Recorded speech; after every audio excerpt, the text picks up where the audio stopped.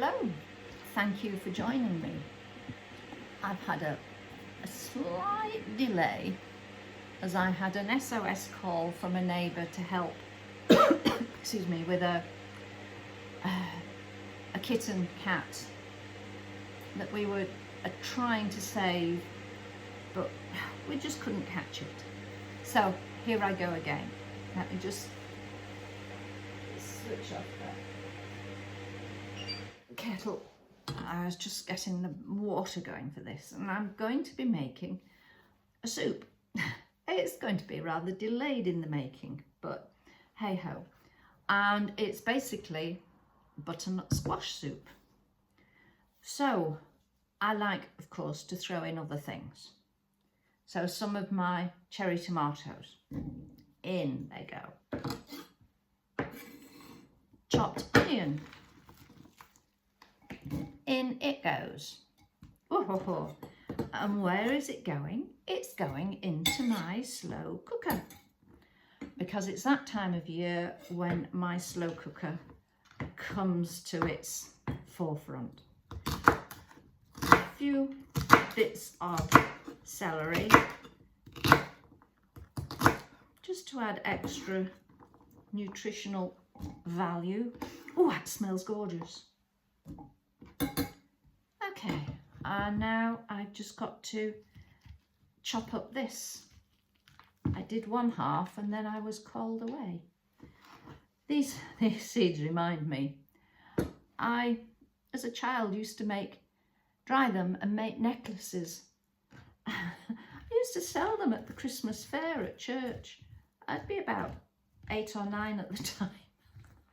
I seem to think that people bought them, but I dread to think how much or how little they paid for them, and whether they went straight in the bin. But some of them I dyed with food colouring. It probably came off on their skin if they ever wore it. Right, so a lot of people peel their squash. I never do, because a lot of the nutritional value of the squash is in that layer just underneath the skin. So we don't want to lose that. So just this last piece. And my soup is going to be a thick one. Oh, right, you can't do that deep. You'll have your fingers off. And that cat tried hard enough to get rid of your fingers, so I think we need them for another day. Okay, so chop those and in they go.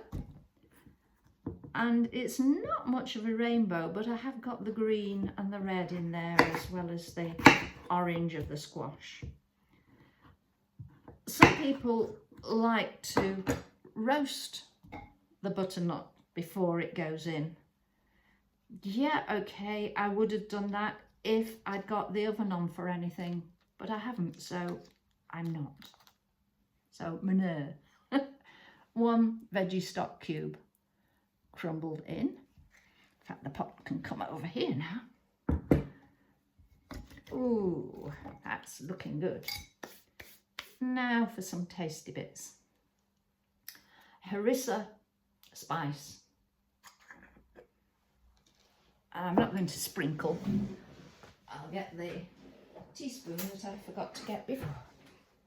Okay, this is a mix of various spices that come in curries, and it just gives a bit of a zing to the soup. I like to add a bit of turmeric. Be rude not to. Pepper,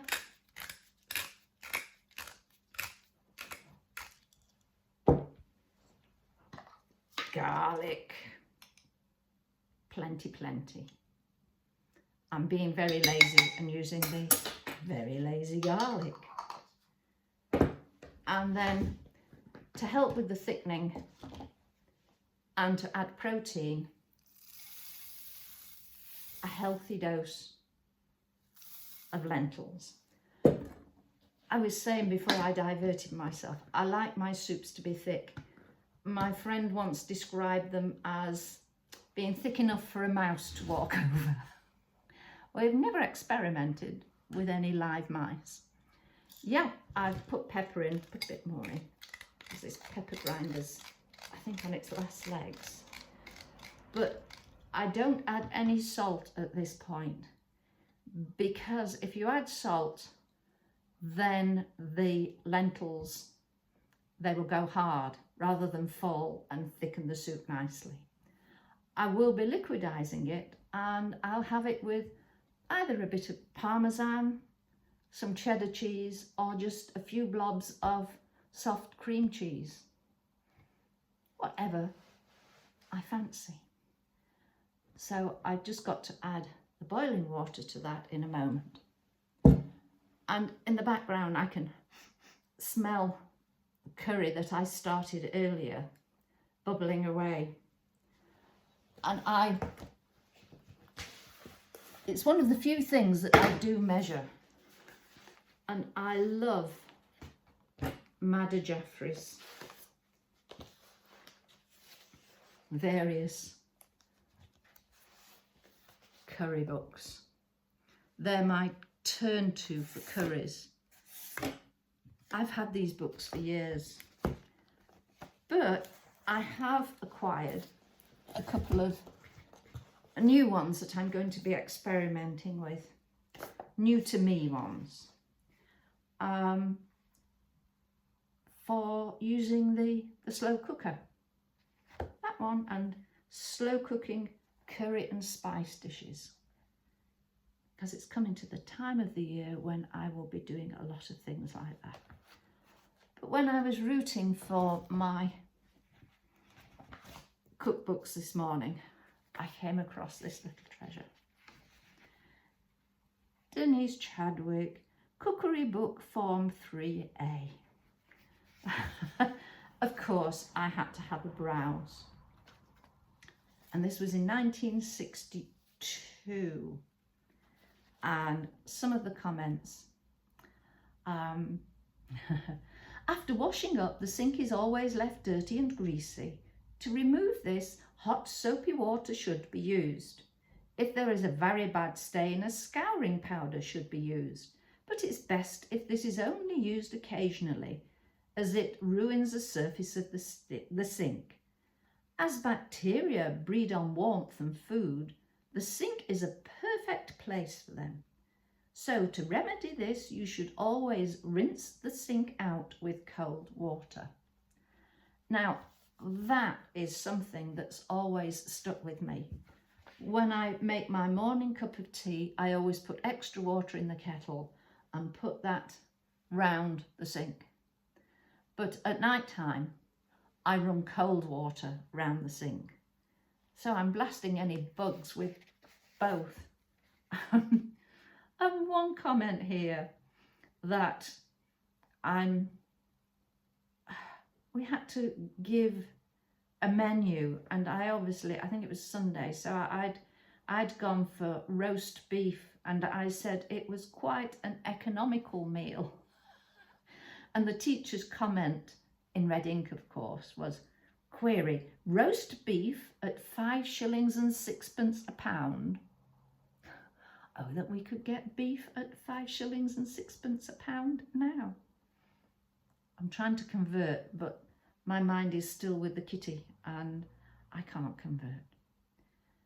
So I shall have a look through anymore. Oh, I spelt bacteria wrongly and I had to spell it out 3 times. Oh dear. Apple crumble.